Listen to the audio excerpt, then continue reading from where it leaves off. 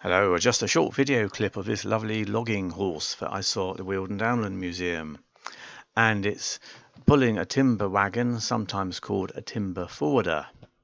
Lovely bit of harness. And on the horse's head there, you can probably just about see the little bell. That's a fly turret or swinger.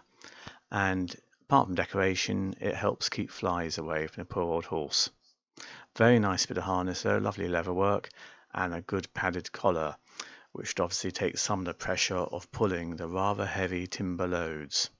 The wagon itself had recently been refurbished and repaired and got back into working order, and a very nice piece of both wood and metalwork, and now in lovely condition.